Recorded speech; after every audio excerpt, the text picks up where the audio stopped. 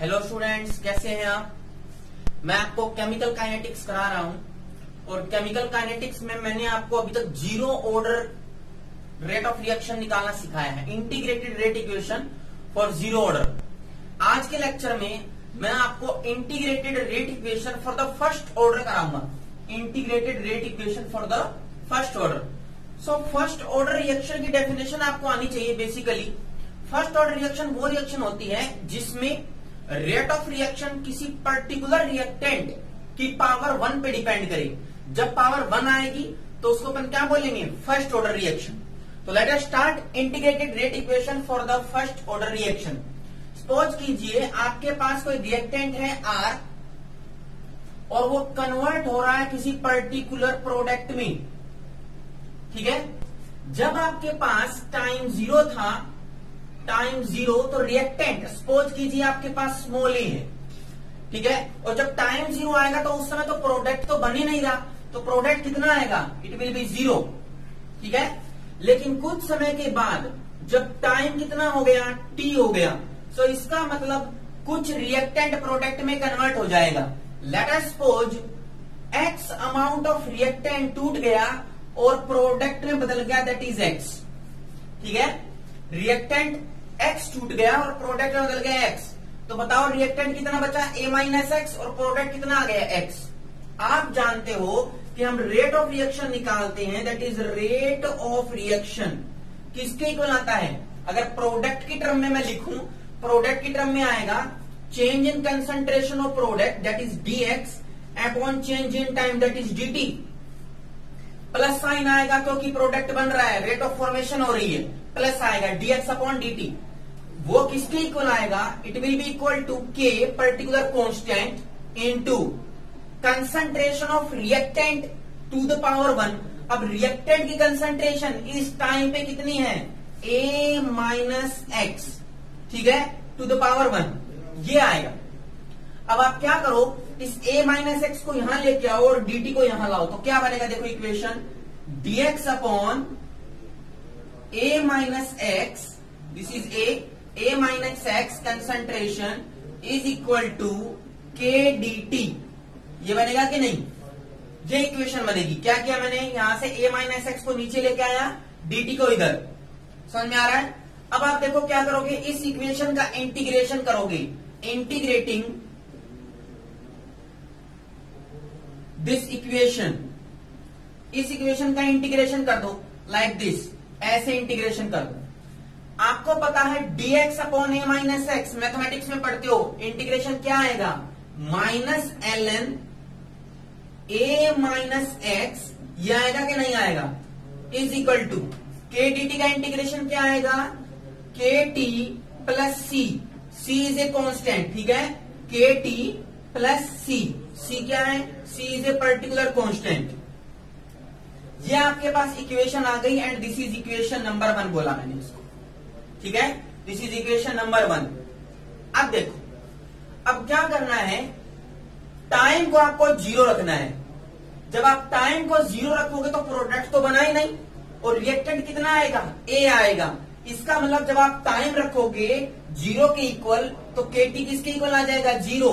तो मैं लिख रहा हूं at time is equal to 0, kt क्या आ गया, 0, और टाइम जब 0 आ जाएगा तो यहां पर देखो a माइनस एक्स, एक्स तो कुछ प्रोडक्ट में कन्वर्ट हुआ ही नहीं। जब समय 0 था तो रिएक्टेंट कितना था, a, कोई भी x नहीं आएगा क्योंकि रिएक्टेंट टूट के गया ही नहीं है। तो देखो क्या आएगा यहां पर, जब टाइम 0 आएगा तो ये इक्वेशन क्या बन जाएगी, इज इक्वल टू kt, ये तो 0 हो गया, प्लस c कांस्टेंट, और यहां पर क्या आएगा, minus ln of a। x गया, x क्यों गया, क्योंकि 0 टाइम पे कंसंट्रेशन a है, x तो है ही नहीं, कोई टूटा ही नहीं है रिएक्टेंट, तो ये वैल्यू आएगी। 0 को हटा दो यहां से तो आपके पास c की वैल्यू आ गई, it is minus of ln a। इस c की वैल्यू को उठा करके इक्वेशन नंबर 1 में रखो, putting value of c in equation 1, क्या आएगा, देखो यहां से c की वैल्यू रखो, so it is of ln minus ln a minus x is equal to kt C की जगह क्या आएगा यहाँ पर माइनस lna। अब मैं lna को इधर लेके आता हूं, lna को लेफ्ट हैंड साइड में, तो देखो क्या आएगा, ये प्लस का हो जाएगा। So lna minus lna minus x, ये वाली value is equal to kt। इतना समझ में आया कि नहीं? ठीक है, इतना समझ में आया आपको? अब मैं क्या कर रहा हूं, देखो ln a minus ln b, जैसे आप log a minus log b करते हो, उसका फॉर्मूला क्या होता है, log a अपॉन b। वैसे ही ln a minus ln b करोगे तो फॉर्मूला आएगा ln a अपॉन b।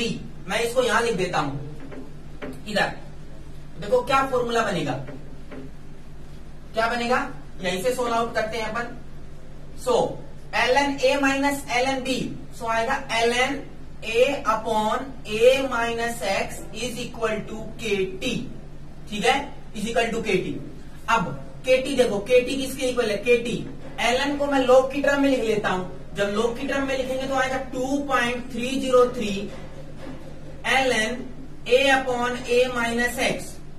अब t को नीचे ले आओ तो k किसके इक्वल आएगा, k is equal to 2.303 upon t ln किसके इक्वल हो गया, ये ln टेगा तो यहाँ पर log आएगा, दिस इज log, तो आएगा log a upon a minus x।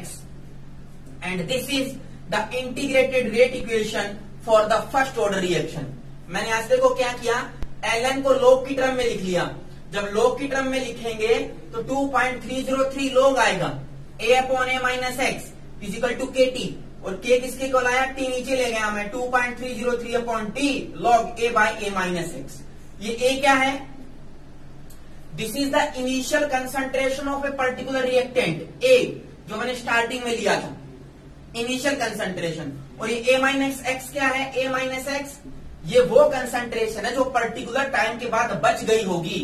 So it is the left concentration, बची हुई कंसंट्रेशन है। इस बची हुई कंसंट्रेशन को आप a माइनस एक्स को a के इक्वल भी रख सकते हो, और इस स्मॉल a को कैपिटल A नॉट के इक्वल भी रख सकते हो, जैसा मैंने जीरो ऑर्डर में किया था। सो k की इक्वेशन ये आएगी। आपको इसको टर्म में अगर लिखना चाहो तो ऐसे भी लिख सकते हो, k is equal to 2.303 upon t log a कौन सी कंसंट्रेशन है, स्टार्टिंग वाली, इसको आप a नॉट भी लिख सकते हो, सिंपल। और बची हुई कंसंट्रेशन क्या है, a माइनस एक्स, इसको आप a भी लिख सकते हो। सो ये दोनों के दोनों फॉर्मूले आपको याद रखने हैं। ज्यादातर बेसिकली आपको यही फॉर्मूला याद रखना है, क्योंकि यही हम अप्लाई करेंगे, न्यूमेरिकल्स करेंगे तब। ठीक है, ये तो जस्ट आपने a और a माइनस एक्स को a नॉट और a की टर्म में लिखा है। ठीक है, अब देखो क्या क्या इसके ग्राफ आते हैं वो देखो। सबसे पहले रेट ऑफ रिएक्शन निकालते हैं, कंसंट्रेशन के साथ क्या ग्राफ आता है, रेट ऑफ रिएक्शन का कंसंट्रेशन के साथ ग्राफ। अगर मैं इधर y एक्सिस लेता हूं and this is your x axis, और मैं लिखूं concentration and this is your rate of reaction, rate of reaction, तो आपको पता है क्या, कि जो रेट ऑफ रिएक्शन होता है, rate of reaction is equal to k concentration to the power 1। और जब पावर 1 आएगी तभी हम क्या बोलेंगे, तभी हम बोलेंगे this is a first order reaction. ठीक है, सो देखो पावर 1 है, सो कंसंट्रेशन बढ़ेगी तो रेट भी तो बढ़ेगा, तो ग्राफ कैसे आएगा, it will be like this. और इसका स्लोप क्या आएगा भाई, इसका स्लोप आएगा k। आसान है, क्या किया, कंसंट्रेशन का रेट ऑफ रिएक्शन से ग्राफ निकाला, तो कंसंट्रेशन बढ़ेगी तो रेट भी बढ़ेगा, और रेट बढ़ेगा तो graph will be straight line like this, slope आएगा k। सेकेंड ग्राफ देखो, मैं एक और ग्राफ बनाता हूं, and this graph is in between, this is your time in the x axis, and y axis में मैं लेता हूं log ऑफ a का मतलब ये log ऑफ a, बची हुई कंसंट्रेशन ऑफ रिएक्टेंट की बची हुई कंसंट्रेशन का ग्राफ निकालता हूं। अब देखो log a नीचे है, अगर log a बढ़ेगा, ये वाली टर्म बढ़ेगी, तो आपके पास अगर टाइम निकालू तो टाइम इधर ले जाओ, अगर टाइम निकालोगे देखो इस इक्वेशन में टाइम यहां कर दो तो k यहां आ जाएगा। सो दोनों इनवर्सली प्रोपोर्शनल है, कहने का मतलब log a बढ़ाओगे तो टाइम धीरे धीरे कम हो जाएगा, या मैं टाइम बढ़ाओगे तो log a की वैल्यू क्या हो जाएगी, धीरे धीरे कम हो जाएगी। दोनों इनवर्सली प्रोपोर्शनल है, तो टाइम बढ़ाओगे तो log a की वैल्यू धीरे धीरे कम हो जाएगी, लाइक दिस, ऐसे आएगा ग्राफ। नीचे स्लोप क्या आएगा, नेगेटिव, और कितना आएगा, it is minus of k by 2.303। ये आपको याद रखना है, माइनस ऑफ k बाय 2.303, लेकिन नेगेटिव में आ रहा है, ठीक है। लेकिन अगर मैं इसी ग्राफ को बनाता हूं टाइम के साथ में and along with y axis में मैं लेता हूं log of a upon a not upon a, log of a not upon a, ये पूरी टर्म, कहने का मतलब log a by a minus x का किसके साथ, टाइम के साथ। अब देखो ये वाली पूरी टर्म तो टाइम के डायरेक्टली प्रोपोर्शनल है, सो log a not upon a बढ़ेगा तो टाइम भी बढ़ेगा, या फिर टाइम बढ़ेगा तो log a नॉट बाई a भी बढ़ेगा। सो टाइम को बढ़ाओ, it will be like this, graph ऐसे आएगा, और इसमें जो स्लोप आएगा it will be positive k by 2.303। ये आपको याद रखना है। 3 ग्राफ मैंने कराए हैं, तीनों के तीनों आपको याद होने चाहिए, ठीक है। अब मैं आपको कराता हूं इसका half life period. Half life period क्या होता है, हाफ लाइफ पीरियड वो टाइम पीरियड है जिसमें रिएक्टेंट की कंसंट्रेशन स्टार्टिंग से क्या हो जाए, हाफ हो जाए, आधी हो जाए। सो देखो यहां से निकालते हैं, आप t को इधर लाओ, k को इधर लाओ, क्या फॉर्मूला बनेगा, t is equal to 2.303 upon k log a small a by a minus x, यही तो फॉर्मूला है। मेरे को t हाफ निकालना है, t आधा समय, t1 बाय 2, कहने का मतलब t कितना परसेंट, 50%। ये वो समय है जहां पर कंसंट्रेशन आधी बच जाती है। आधी बच जाती है का मतलब a माइनस जो x है वो किसके इक्वल आएगा, a बाय 2 के इक्वल आएगा। स्टार्टिंग कंसंट्रेशन का आधा बच जाए तो पुट रख दो, यहां पर रखो, वैल्यू क्या आएगी आंसर देखो। यहां पर अगर आप वैल्यू पुट आउट रखते हो तो क्या आंसर आएगा वो देखो। सो देखो क्या आया, t half is equal to 2.303 upon k log a by a by 2, यही तो आएगा।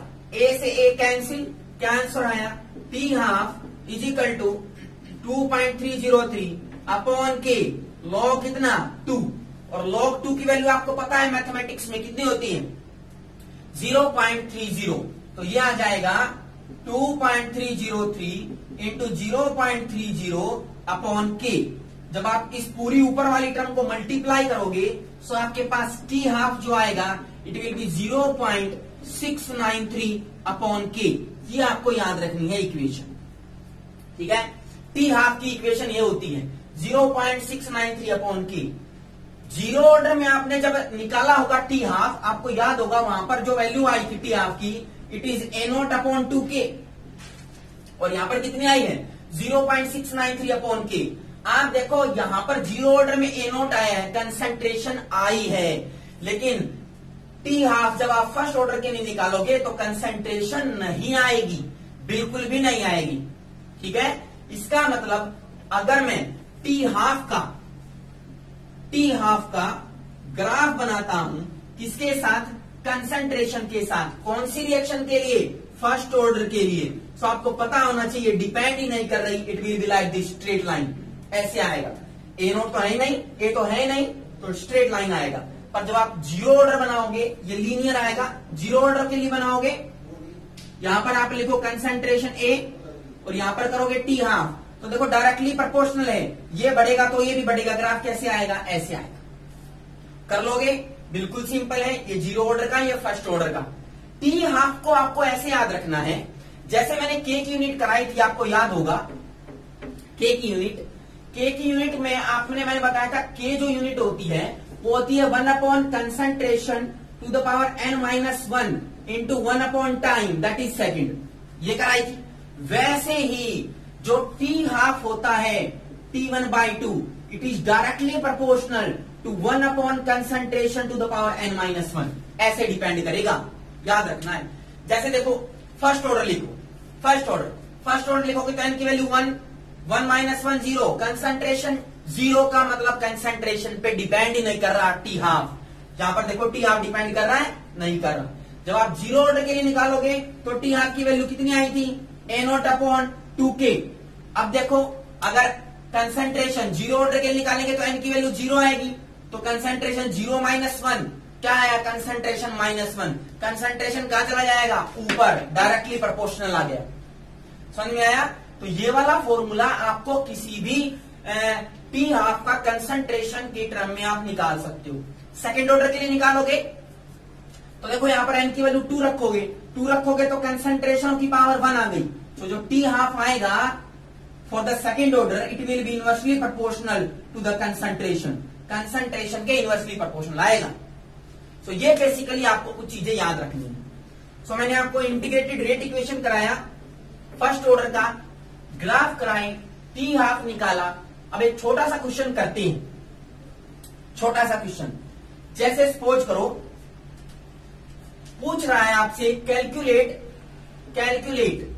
टी 75%, 75% का मतलब कितना हो गया, T 3/4 for the first order reaction if T half या T 50% is equal to 5 second. अगर आपके पास टी 50% 5 सेकेंड है तो टी 75% निकालो 3/4। कैसे निकालोगे, सिंपल फॉर्मूला है, t 3/4 is equal to 2.303 upon k log कितना ए अपॉन बची हुई कंसंट्रेशन। टी 75 का मतलब 75% जा चुकी है, बच गई कितनी, a/4, 25% a/4। तो देखो ए से ए कैंसिल हो गया, क्या आंसर आया, टी 3/4 इज इक्वल टू 2.303 के लॉग कितना आया 4। अब इस लॉग 4 को मैं कैसे लिख सकता हूं, t 3/4 is equal to 2.303 upon k log 4 को लिख सकते हैं लॉग 2 to the power 2। अब 2 आगे आ जाएगा तो देखो ये क्या बन गया, 2 into 2.303 upon k log of 2, और लॉग 2 कितना होता है, लॉग 2 0.30। तो यहां पर मैं लॉग की जगह वैल्यू रख देता हूं 2 into 2.303 अपॉन के इंटू में 0.30। जब आप 2.303 और 0.30 को मल्टीप्लाई करोगे तो देखो आपके पास क्या आएगा, t 3/4 is equal to 2 into 0.693 upon k, ये आएगा कि नहीं। टी हाफ अभी मैंने आपको कैलकुलेट करके बताया है, कितना आता है 0.693 अपॉन के, ये वाली वैल्यू ये है ना, यहां से टी हाफ रख दो तो टी हाफ कितना आएगा, देखो t 3/4 is equal to 2 times of t half. This is the equation, double आएगा टी हाफ का। सो टी 75% कैलकुलेट करना है, टी हाफ दिया हुआ है 5 सेकेंड, तो बताओ टी 75% कितना आएगा, is equal to 2 times of 5 and it is 10 second. समझ में आ रही है बात, कुछ नहीं किया, जस्ट याद रखना है 3/4 is 2 times of t half. जब मैंने आपको जीरो ऑर्डर कराई थी, आपको याद होना चाहिए, जब मैंने आपको जीरो ऑर्डर रिएक्शन कराई थी उसमें भी मैंने आपको टी 75% निकलवाया था, और वो कितना आया था, it is 1.5 times of T 1/2। यहां पर कितना है, 2 टाइम्स। कुछ और भी ऐसे टाइम पीरियड आपको याद रखने हैं जो ऑब्जेक्टिव में डायरेक्ट पूछे जाते हैं, वो मैं आपको लिखवा देता हूं। हालांकि ये आपकी बुक्स में आपको नहीं मिलेंगे, पर फिर भी मैं आपको लिखवाता हूं। देखो फर्स्ट ऑर्डर के लिए है ये, फर्स्ट ऑर्डर के लिए कैसे, t 75% is equal to 2 times of t half, ये आपको याद रखना है। T 87.5% is equal to 3 times of t half, ये भी आपको याद रखना है। T 93.75% is equal to 4 times of t half. T 96.87% is equal to 5 times of t half. And the most important, कई बार एग्जाम में आ गया है, t 99.9% is equal to 10 times of t half. जो टाइम पीरियड फर्स्ट ऑर्डर का 99.9% निकलवाओगे तब वो 10 गुना आएगा टी हाफ के। समझ में आ रहा है, ये तो मैंने आपको कराया integrated rate equation, T half T75%, T99%, graph curve first order की। लेकिन कंसंट्रेशन के अलावा अगर आपके पास प्रेशर आ जाए तब आप क्या करोगे? देखो एक छोटा सा न्यूमेरिकल कराता हूं प्रेशर को लेकर के, तब आपको क्लियर समझ में आ जाएगा। जैसे देखो, सपोज करो कि आपके पास एक PCl5 टूट रहा है PCl3 में प्लस Cl2 में, ठीक है। स्टार्टिंग में टाइम जब आपके पास 0 था तो यहां पर प्रेशर सपोज करो P0 था, तो यहां पर प्रेशर कितना आएगा प्रोडक्ट में? 0, क्योंकि प्रोडक्ट तो बना ही नहीं। अब देखो, जब आपके पास टाइम सपोज करो T हो गया तो P0 में से P टूट करके चला गया, कुछ चला गया, प्रेशर टूट के P, तो ये प्रोडक्ट कितना बनेगा? ये भी P बनेगा और ये भी P बनेगा। समझ में आया? जब इक्विलिब्रियम अटेन हो जाएगी, जब दोनों साइड में इक्विलिब्रियम अटेन हो जाएगी, तो कुछ प्रेशर रिएक्टेंट का आएगा, कुछ प्रेशर प्रोडक्ट का आएगा, दोनों ही प्रेजेंट है, तो टोटल प्रेशर कितना आएगा? P total is equal to reactant का pressure, that is P0 minus P, plus में प्रोडक्ट का pressure P plus P, so it is P plus P। समझ में आ रही है बात? यह आएगा टोटल प्रेशर। तो देखो P से P कैंसिल, सो P टोटल किसके इक्वल आया? Is equal to P0 plus P, इसके इक्वल आएगा। समझ में आ रही है? देखो मैंने आपको रेट कांस्टेंट निकालने की के दिखाया है, कैसे कराया है? 2.303 अपॉन T फर्स्ट ऑर्डर के लिए log of A by A minus x, यही तो कराया है।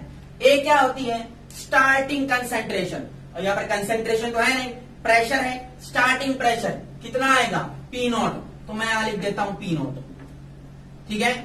A minus x, A minus का मतलब बचा हुआ कंसेंट्रेशन, बचा हुआ प्रेशर कितना आएगा? P0 minus P। अगर मैं यहां से P निकालूं P टोटल की टर्म में, तो P देखो कितना आएगा? P is equal to P total minus P0, यही तो आएगा। अब यहां से P उठा करके यहां रख दो, यहां रखो, क्या वैल्यू आएगी? K is equal to 2.303 upon T log of P0 upon P0 minus PT। P कितना है?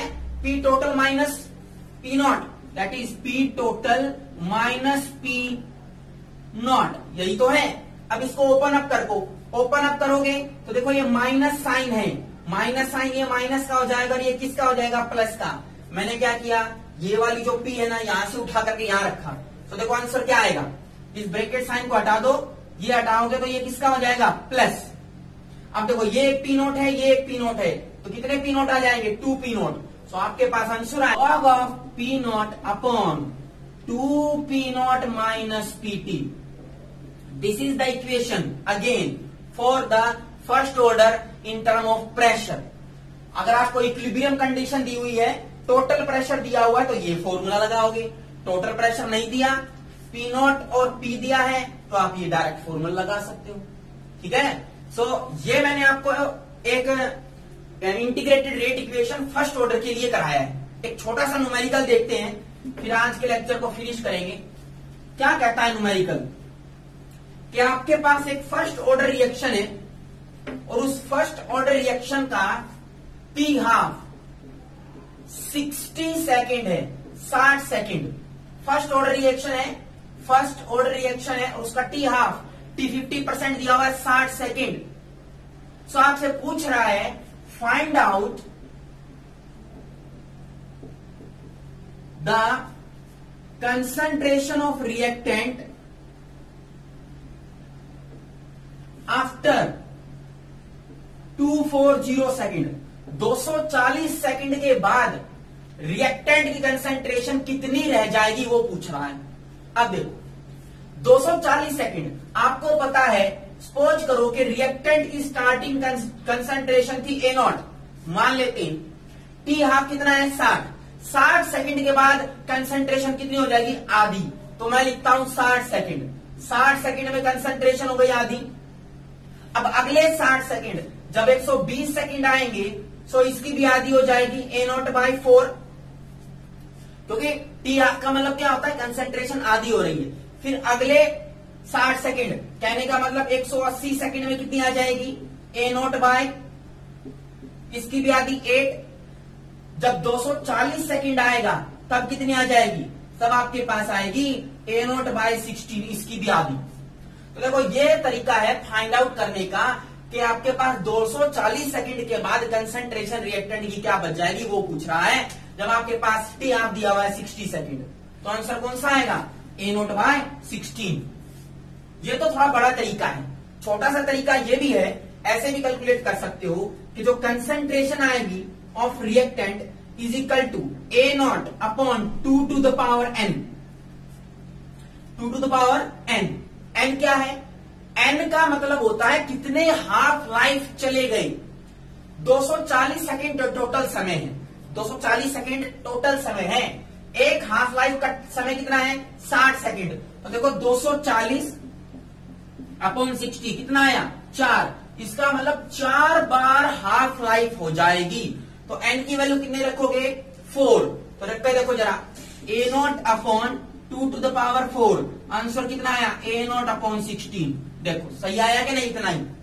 तो फॉर्मूला आप ये भी लगा सकते हो, ठीक है। ये एक न्यूमेरिकल था। आपको पता होना चाहिए कि फर्स्ट ऑर्डर के लिए रेट कांस्टेंट की वैल्यू कितनी आती है, यूनिट क्या आती है, रेट कांस्टेंट की यूनिट क्या आती है, वो देखो। मैंने बताया रेट कांस्टेंट की जो यूनिट होती है उसका फॉर्मूला होता है 1 upon concentration to the power n minus 1 upon second time, या फिर क्या बोलो सेकेंड। फर्स्ट ऑर्डर है, फर्स्ट ऑर्डर का n की वैल्यू क्या आएगी, 1। सो 1 माइनस 1 इज इक्वल टू 0। तो कितना आएगा, 1 अपॉन सेकेंड। तो यूनिट आ गई सेकेंड इनवर्स। तो ये बेसिकली आपको याद रखने हैं। Integrated rate equation for the first order मैंने आपको कराया। इससे नेक्स्ट क्लास में मैं आपको इसके बेस्ड वेरियस न्यूमेरिकल कराऊंगा। फर्स्ट ऑर्डर के 2-3 एग्जांपल है वो भी कराऊंगा। सो तब तक आप पढ़ते रहो, स्टडी करते रहो, वेरियस बुक से न्यूमेरिकल करो। बाकी हम नेक्स्ट टाइम करेंगे। Thank you.